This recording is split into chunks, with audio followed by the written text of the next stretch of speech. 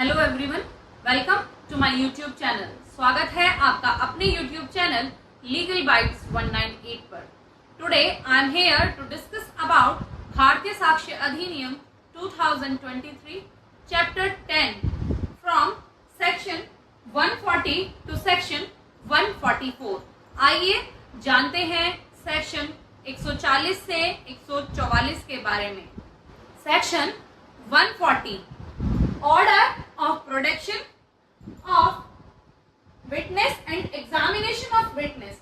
किस क्रम से कोर्ट में विटनेस बुलाए जाएंगे और उनकी गवाही कैसे प्रोड्यूस कराई जाएगी, कोर्ट में कैसे प्रस्तुत कराई जाएगी।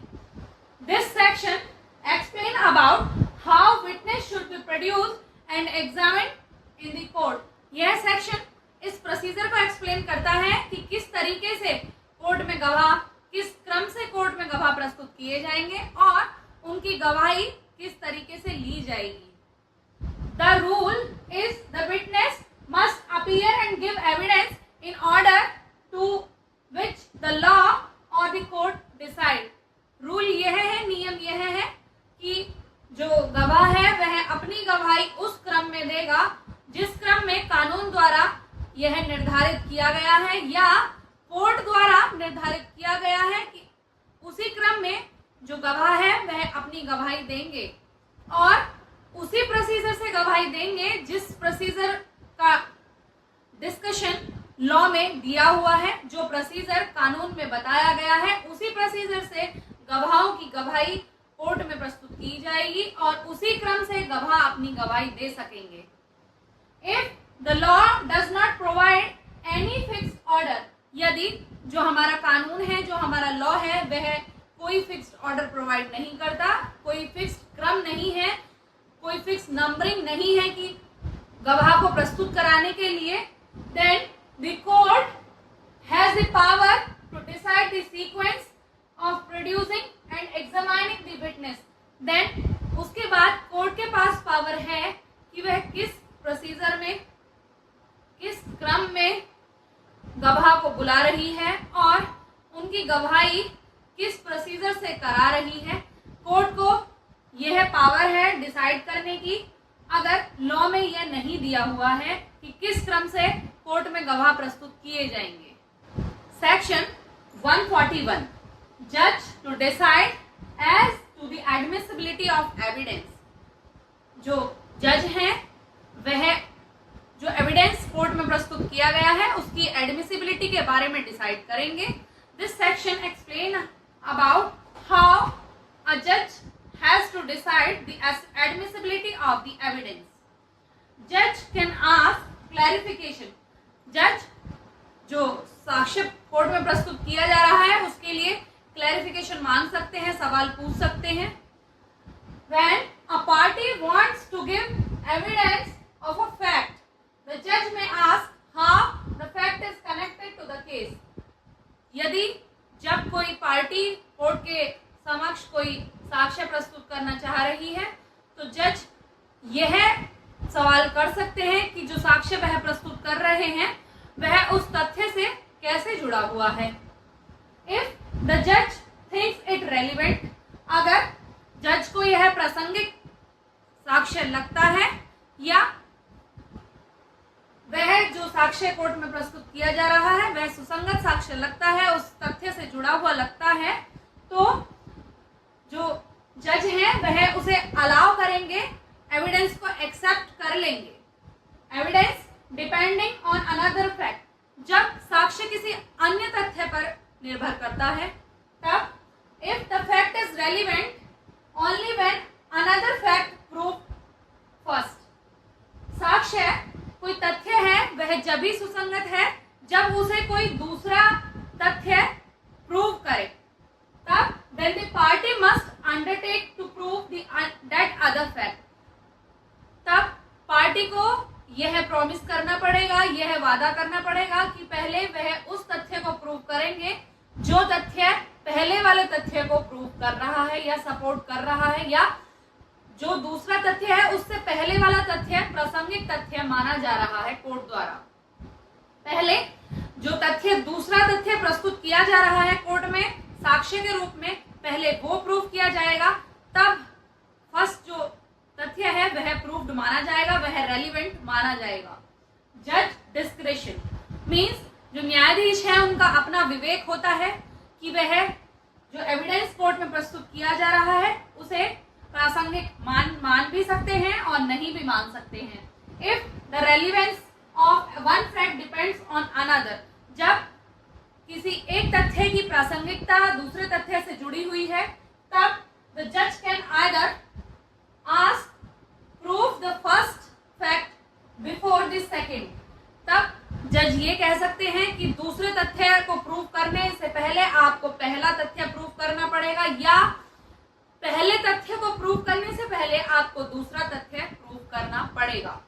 तो यह उनका अपना विवेक है कि वह कोई से भी फैक्ट को पहले प्रूव करने के लिए कह सकते हैं। Illustration, suppose you want to prove a statement, यदि आपको कोई स्टेटमेंट प्रूव करनी है, कोई तथ्य प्रूव करना है, कोई कथन प्रूव करना है, तब made by a dead person, और वह तथ्य वह कथन एक मृत व्यक्ति द्वारा बनाया गया था या कहा गया था, बिफोर प्रूविंग दैट स्टेटमेंट, उसे उस तथ्य को प्रूव करने से पहले you must first prove that the person is really dead. यदि कोई स्टेटमेंट, कोई कथन किसी मृत व्यक्ति द्वारा पहले कहा गया था, तो उस स्टेटमेंट को प्रूव करने से पहले, उस कथन को प्रूव करने से पहले आपको यह प्रूव करना पड़ेगा कि वह जो डेड पर्सन है वह वास्तव में मृत व्यक्ति है या नहीं है। Section 142 examination of witness. Section 142 examination of witness की प्रोसीजर को एक्सप्लेन करता है। Witness called by the party, जो गवाह पार्टी के द्वारा बुलाए जाएंगे, और examination by the party who called him, और उनका एग्जामिनेशन उस पार्टी द्वारा किया जाएगा जिसने उन गवाहों को बुलाया है, तो वो एग्जामिनेशन इन चीफ कहलाएगा, मुख्य परीक्षा कहलाएगा। एग्जामिनेशन बाय द अपोजिट और एडवर्स पार्टी, जब परीक्षा जो विपक्षी पार्टी है उसके द्वारा ली जाएगी तो उसे बोलेंगे cross examination. Cross examination means प्रति परीक्षा, जब गवाह मुख्य परीक्षा देगा और उसके बाद जो विपक्षी पार्टी है वह उससे सवाल जवाब करेगी, तो वह परीक्षा प्रति परीक्षा कहलाई जाएगी।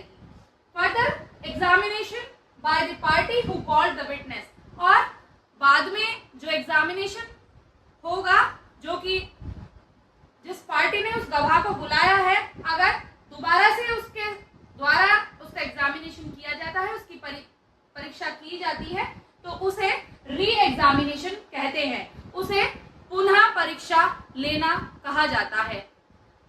This section 142 explain about the procedure of examination of witness and how the steps has to be taken to examine the witness.